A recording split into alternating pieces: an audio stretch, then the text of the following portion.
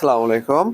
ষষ্ঠ শ্রেণীর শিক্ষার্থী বন্ধুরা, আজ আমি তোমাদেরকে গরিষ্ঠ সাধারণ গুণনীয়ক বা গসাগু এটার তিনটা ধাপে আমি তোমাদেরকে দেখানোর চেষ্টা করব। ধরো একটা অঙ্কই তিন ভাবে করতে পারে, তিন ভাবে আসতে পারে। যদি বলা হয় মৌলিক গুণনীয়কের সাহায্যে গসাগু বের করো, তাহলে কিভাবে পারবা?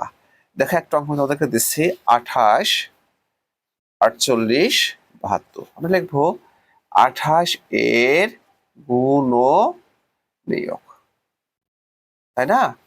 48 এর গুণনীয়ক আর 72 এর গুণনীয়ক। তার মানে এই সংখ্যাগুলোর গুণনীয়ক বের করে নিতে হবে।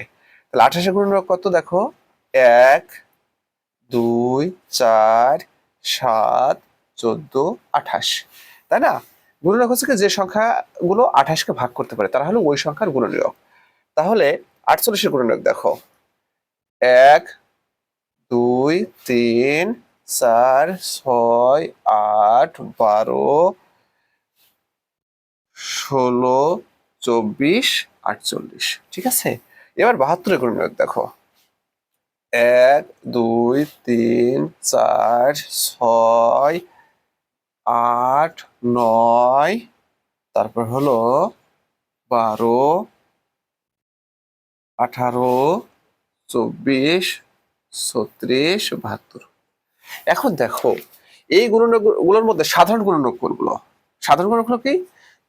যেগুলো গুণনীয়কগুলো সবার মধ্যে আছে, তিনটা সংখ্যার মধ্যে আছে, তাহলে সাধারণ গুণনীয়ক।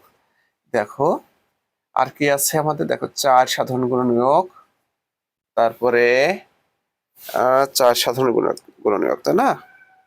তাহলে আমাদের দেখো আর কিন্তু কোনো সাধারণ গুণনীয়ক নেই, মানে সবার ভিতরে মিল আছে।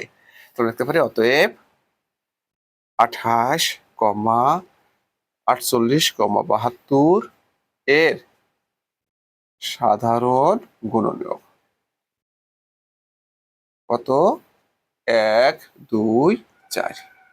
এখন সাধারণ গুণনীয়কের সবচেয়ে বড় যে মান তাকে বলা হয় গসাগু। অতএব গসাগু সমান কত? 4। ঠিক আছে, আমরা এভাবে গসাগু পেতে পারি, একটা পদ্ধতি। এখন ধাপ দ্বিতীয় দেখো, দ্বিতীয় বলতে পারে যে মৌলিক সংখ্যার গুণফল রূপে এর লসাগু বের করো। কিভাবে?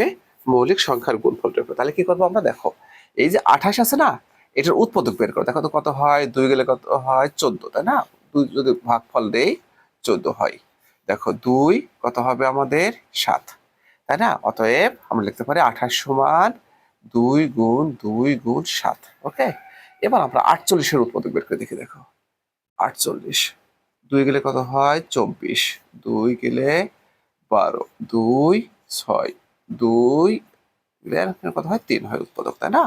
অতএব বলতে পারি 48 সমান 2 গুণন 2 গুণন 2 গুণন 2 গুণন 3। ঠিক আছে, এখন কত থাকলো? 72 সর্বশেষ। তোমরা 72 এর উৎপাদক বের করি। 72, 2 গেলে কত হয়? 36, 2 গেলে 18, 2, 9, 3, 3। অতএব এখন দেখো, লিখতে পারি 72 সমান 2 গুণন 2 গুণন 2 গুণন 3 গুণন 3, তাই না?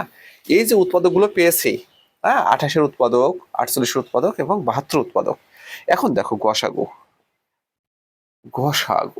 তাহলে গসাগু কিভাবে বের করবো?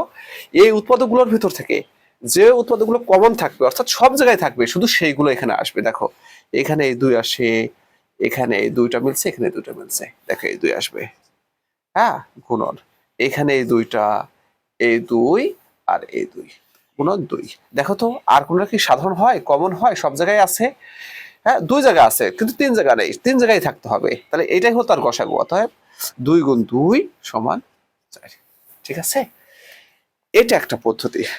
আর একটা হচ্ছে আমাদের কিভাবে আমরা করব, ভাগ প্রক্রিয়া করতে পারি, ভাগ প্রক্রিয়া গসাগু। ঠিক আছে, তাহলে আমরা কিভাবে করব? দেখো, ভাগ প্রক্রিয়া হচ্ছে আমরা একটা সংখ্যা দিয়ে আরেকটা সংখ্যাকে ভাগ দেব। দেখো 28 ভাগ কত? 48, তাই না? তাহলে তারপরে ভাজক এটা, তাহলে এটা ভাজ্য, কতবার যায়? একবার। দেখো 28 অক্ষে 28, তাহলে কত থাকলো? 0, 2। এই দেখো এইখানে যে ভাগশেষটা থাকবে, এখানে যে ভাগশেষটা থাকবে সে ভাজককে ভাগ করবে। এখানে ভাজক ছিল কি? 28, 28 কিন্তু ভাজক ছিল। হ্যাঁ, ধরো এটা 48 ভাগ 28, তাহলে এটা ভাজ্য, তাই না? আর এটা কি ভাজক। তাহলে ভাগ প্রক্রিয়ার নিয়ম কি? ভাগশেষ সবসময় ভাজককে ভাগ করে। ভাগশেষ কি করে? ভাজককে ভাগ করে। তাহলে আমরা 28 কে ভাগ দিই, আবার কত যাবে? একবার যাবে, তাই না? তাহলে কত হয়? 20। 8 থাকে। আমরা এই দেখো এখন কিন্তু এটা ভাজক, এই 20 কিন্তু ভাজক। এই ভাগের ভাজক ছিল কি? 20। তাহলে 20 কে ভাগ দেবো, তাই না? কত হয়? 8 2 16। ঠিক আছে। এখন দেখো এখানে আবার 4 থেকে গেল। এই দেখো এটা কিন্তু এই যে ভাগশেষ, এই ভাগশেষ এখন এই ভাজককে ভাগ দেবে, তাই না? 8 4 2 8 শূন্য। এখন দেখো আমরা কিন্তু একটা ফলাফল পেয়েছি যে নিঃশেষে বিভাজ্য করতে পারে এমন একটি সংখ্যা। এখন এই সংখ্যাটি আবার আমাদের 3 নম্বর সংখ্যা কত ছিল? 72।